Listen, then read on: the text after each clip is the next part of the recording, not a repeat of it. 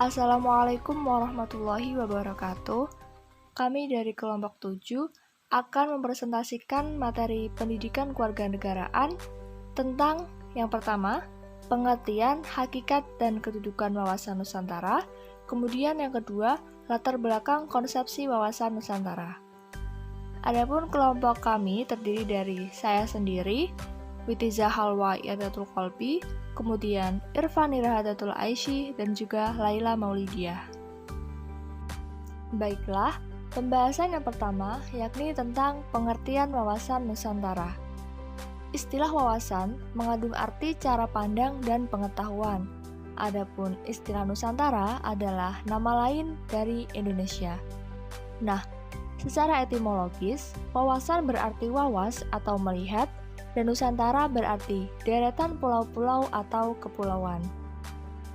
Adapun untuk definisi tentang apa itu wawasan Nusantara sangatlah bervariasi. Nah, salah satunya definisi formal yang pernah ditulis adalah definisi yang diusulkan oleh Lemhanas dalam dokumen ketetapan MPR tahun 1999. Menurut dokumen tersebut, wawasan Nusantara adalah cara pandang dan sikap bangsa Indonesia mengenai diri dan lingkungannya yang serba beragam dan bernilai strategis dengan mengutamakan persatuan dan kesatuan bangsa, serta kesatuan wilayah dalam menyelenggarakan kehidupan bermasyarakat, berbangsa, dan bernegara untuk mencapai tujuan nasional. Kemudian, salah satu pemikir kebangsaan, W. Usman, mendefinisikan wawasan Nusantara secara lebih singkat, yaitu cara pandang bangsa Indonesia mengenai diri dan tanah airnya sebagai negara kepulauan dengan semua aspek kehidupan yang beragam. Selanjutnya, yakni hakikat wawasan Nusantara. Pada hakikatnya, masyarakat Indonesia secara keseluruhan adalah tulang punggung keberagaman sekaligus kesatuan bangsa Indonesia itu sendiri. Oleh karenanya, masyarakat dihimbau untuk memiliki pengetahuan tentang bangsanya dan memandang kesatuan serta keberagaman sebagai substansi kehidupan berbangsa. Nah, masyarakat di sini juga termasuk aparatur negara yang punya wewenang menyelenggarakan pemerintahan. Dengan demikian, cara berpikir, sikap, dan tindakan masyarakat Indonesia secara keseluruhan harus berorientasi pada kepentingan bangsa dan negara. Nah, apa itu kepentingan bangsa dan negara? Jawaban singkatnya adalah keutuhan dan kesatuan wilayah nasional. Oke, materi selanjutnya yaitu kedudukan wawasan Nusantara. Kedudukan atau status wawasan Nusantara adalah posisi, cara pandang, dan perilaku bangsa Indonesia mengenai dirinya yang kaya akan berbagai suku bangsa, agama, bahasa, dan kondisi lingkungan geografis yang berwujud negara kepulauan. Berdasarkan Pancasila dan UUD 1945, secara hierarki, posisi atau status wawasan Nusantara menempati urutan ketiga setelah UUD 1945. Wawasan Nusantara dalam paradigma nasional dapat dilihat dari stratifikasinya sebagai berikut. Yang pertama, Pancasila sebagai filsafat, ideologi bangsa, dan dasar negara berkedudukan sebagai landasan ide. Yang kedua, UUD 1945 sebagai landasan konstitusi negara berkedudukan sebagai landasan konstitusional. Yang ketiga, wawasan Nusantara sebagai visi nasional berkedudukan sebagai landasan visional. Dan yang keempat, ketahanan nasional sebagai konsepsi nasional berkedudukan sebagai landasan konsepsional. Dan yang terakhir, GBHN atau Garis Besar Haluan Negara sebagai politik dan strategi nasional atau sebagai kebijaksanaan dasar nasional dalam pembangunan nasional berkedudukan sebagai landasan operasional. Kedudukan wawasan Nusantara menjadi sangat penting dalam mewujudkan tujuan nasional.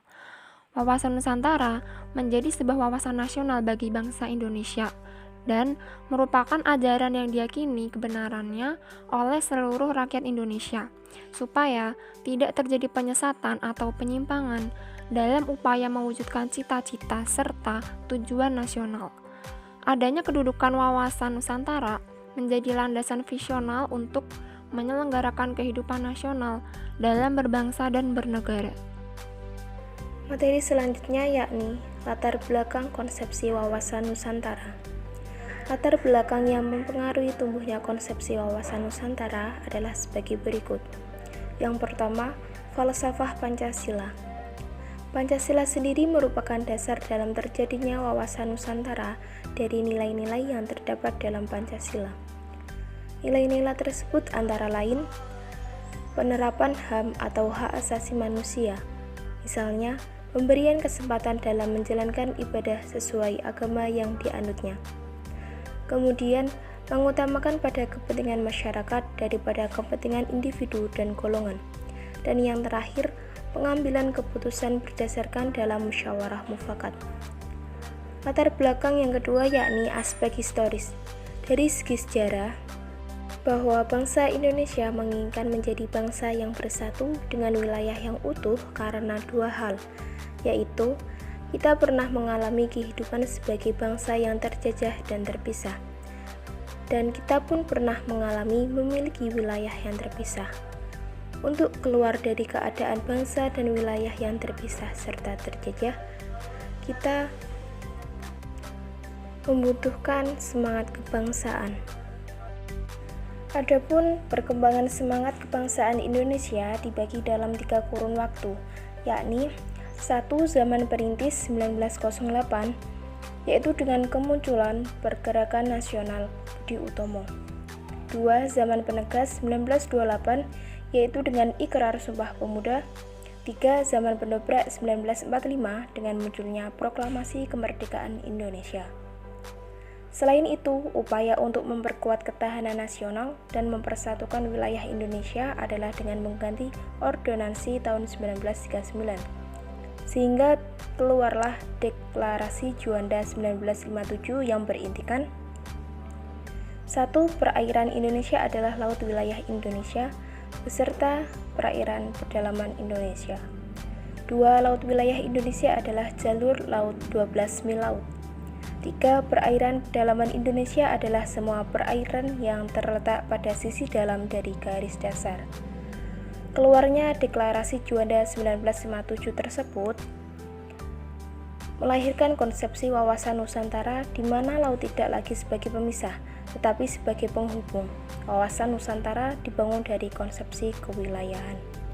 Kemudian pada tahun 1969, keluarlah deklarasi tentang landas kontinen yang berintikan 1. Kekayaan alam di landas kontinen adalah milik negara yang bersangkutan. Kemudian, batas landas kontinen yang terletak di antara kedua negara adalah garis tengahnya. Dan pada tahun 1980, pemerintah Indonesia mengeluarkan pengumuman ZEE atau Zona Ekonomi Eksklusif yang berintikan 1. Lebar zona eksklusif Indonesia adalah 200 mil diukur dari garis pangkal laut Indonesia. 2. Hak berdaulat untuk menguasai kekayaan sumber alam di ZEE. Dan terakhir, laut di ZEE tetap merupakan lautan bebas untuk pelayaran internasional. Latar belakang yang ketiga yakni aspek geografis dan sosial budaya. Dari segi geografis dan sosial budaya, Indonesia merupakan negara bangsa dengan wilayah dan posisi yang unik serta bangsa yang heterogen. Keunikan wilayah dan heterogenitas menjadikan bangsa Indonesia perlu memiliki visi menjadi bangsa yang satu dan utuh. Adapun keunikan wilayah dan heterogenitas itu sebagai berikut. 1. Indonesia bercirikan negara kepulauan atau maritim. Kemudian Indonesia terletak pada garis khatulistiwa. Indonesia berada pada iklim tropis dengan 2 musim. Indonesia menjadi pertemuan 2 jalur pegunungan yaitu Sirkumpasifik dan Mediterania. Dan yang terakhir, Indonesia kaya akan flora fauna dan sumber daya alam. Latar belakang yang terakhir yakni aspek geopolitis dan kepentingan nasional.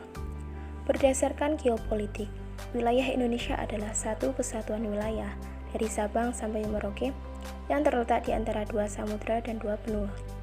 Rasa kebangsaan Indonesia dibentuk oleh adanya kesatuan nasib, jiwa untuk bersatu dan kehendak untuk bersatu serta adanya kesatuan wilayah yang sebelumnya disebut Nusantara.